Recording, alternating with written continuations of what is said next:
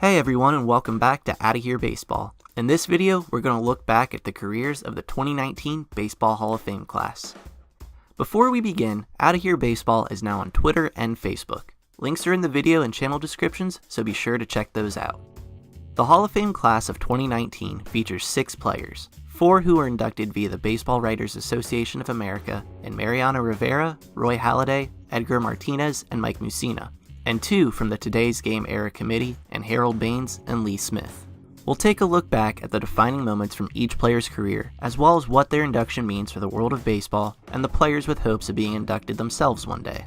So let's get started with our retrospective on the Baseball Hall of Fame class of 2019. We'll go through this list in alphabetical order, meaning Harold Baines is up first. Many feel that Baines is undeserving of Hall of Fame induction, but let's focus on the positives before we get into that.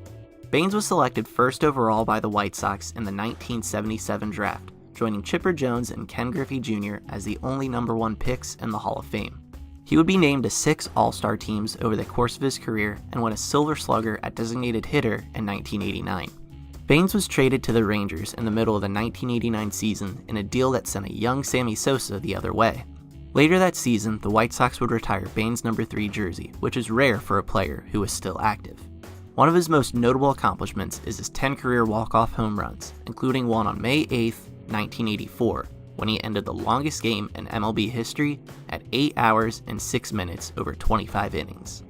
So why do people feel Baines is undeserving of induction? Well, he was never viewed as an elite player during his time, and only received MVP votes in 4 different seasons, and his highest finish was just 9th place. He accumulated large totals in various stats, but that was more due to longevity than elite production. On the positive side, Baines' election means that other notable players from the era, such as Dale Murphy and Don Mattingly, could also get in via the Veterans Committee in the future. Moving on to our next player, we have the late Roy Halladay. Doc Halladay was drafted by the Blue Jays in 1995 in the first round, but things didn't start off too well for him in the majors. His 2000 season was one of the worst in history, recording a 10.64 ERA and 67.2 innings, and eventually getting demoted back to the minors. Halladay would get things on track soon after, becoming an All-Star in 2002 and winning the AL Cy Young Award in 2003. He was traded to Philadelphia before the 2010 season and had a season for the ages. In addition to winning the NL Cy Young Award, Halladay pitched the 20th perfect game in league history that May against the Marlins, and in October became the second pitcher to throw a no-hitter in the postseason, doing so in his first postseason appearance. He would retire in 2013 as one of the last true workhorse pitchers, recording 67 complete games and 20 shutouts. He made 8 All-Star teams, and in addition to his 2 Cy Young Awards, finished in the top 5 in voting on 5 other occasions. Halladay's election to the Hall of Fame bodes well for current pitchers. Despite his large number of innings pitched each season, he did not accumulate a large win total, and with pitchers throwing fewer and fewer innings, the stat totals will continue to go down. We will likely see new criteria developed for what defines a Hall of Fame pitcher in the coming years. Our next inductee is Mariners legend Edgar Martinez. Martinez had a late start to his big league career, not becoming a regular in the Mariners lineup until age 27. He spent his entire career in Seattle and became famous for his performance as a designated hitter. In his best season in 1995, he helped the Mariners to the American League Division Series against the Yankees, where in Game 5, down 5-4 in the 11th inning, Martinez hit a 2-run double to win the game and advance to the ALCS. To Mariners fans, the hit is simply known as the double. Edgar continued to hit at a high level throughout the rest of his career, winning 5 Silver Sluggers, being named to 7 All-Star teams, and winning 2 batting titles before retiring in 2004. He finished his career with more walks than strikeouts and an impressive .933 OPS. Martinez finally got elected to the Hall of Fame in his 10th and final year on the ballot. His election will certainly help those who primarily played DH or did not play good defense during their careers. It seems that voters have finally begun to recognize designated hitter as an actual position. Up next is the often underappreciated Mike Mussina. Moose pitched in 18 big league seasons and has split his time pretty evenly between the Orioles and Yankees. Pitching his entire career in the highly competitive AL East and in a high offensive era made Mussina's numbers look subpar when compared to other pitchers. He still finished in the top 6 in Cy Young voting 9 times, was named to 5 All-Star teams, and won 7 Gold Gloves.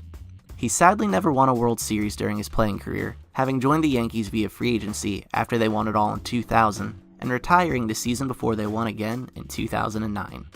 Mussina also came painfully close to throwing a number of perfect games, including one on September 2, 2001, when he retired the first 26 Red Sox batters he faced before allowing a bloop single. It took 6 years on the ballot for Mussina to get elected, but his steady climb in vote totals could be seen replicated by teammate Andy Pettitte in the coming years. Pettitte's individual stats weren't quite as good as Mussina's, but he did win 5 World Series titles with the Yankees. We move on to the first unanimous BBWAA election and closer Mariano Rivera. The Sandman is the best closing pitcher in Major League history and holds the record for most career saves and has the best ERA plus in league history. His 19 years with the Yankees included 13 All-Star appearances, 5 World Series titles, and the 1999 World Series MVP trophy. Rivera's postseason success cannot be overstated. He allowed just 11 earned runs in 141 innings pitched, and allowed 0 runs in both the 98 and 99 playoffs. It is also worth mentioning that Rivera did not make his big league debut until he was 25 years old, and at that time, he was still being used as a starting pitcher. With so few relief pitchers in the Hall of Fame and a general stigma from voters against relievers in previous years, it is remarkable that Rivera was the first player to be unanimously inducted. Hopefully, we will see more unanimous inductees in the future, and with teammate Derek Jeter eligible in 2020, it might happen sooner than later. Our last 2019 inductee is another closing pitcher, Lee Smith. Smith played for 18 seasons and with 8 different teams, but is best remembered for his time with the Cubs and Cardinals. Relievers were beginning to gain more prominence in the game during the 80s, and Smith was one of the most famous of the era. He finished in the top 5 in Cy Young voting 3 times and made 7 All-Star teams, including 5 straight from 1991 to 1995. At the time of his retirement in 1997, Smith had the all-time record for saves with 478, a record that has since been broken by Trevor Hoffman and Mariano Rivera. So why did it take so long for Smith to get elected? Well, he pitched at a time when relief pitchers were transitioning from pitching multiple innings to just 1. The elite relievers who came before him had more career innings, and those who came after him were seen as more dominant. Nevertheless, Smith was terrific at his job, and that was pitching the 9th inning of tight ball games. With 2 closers elected to the Hall in 2019, current relievers such as Craig Kimbrell and Kenley Jansen should fare well based on their current career trajectories. So that concludes our retrospective on the 2019 Hall of Fame class. Do you think Derek Jeter will be the next unanimous Hall of Fame inductee? Who do you think will be inducted in the coming years? Leave your thoughts in the comments below. If you enjoyed this video, be sure to like, share, and subscribe to Outta Here Baseball for more content. Thanks for watching.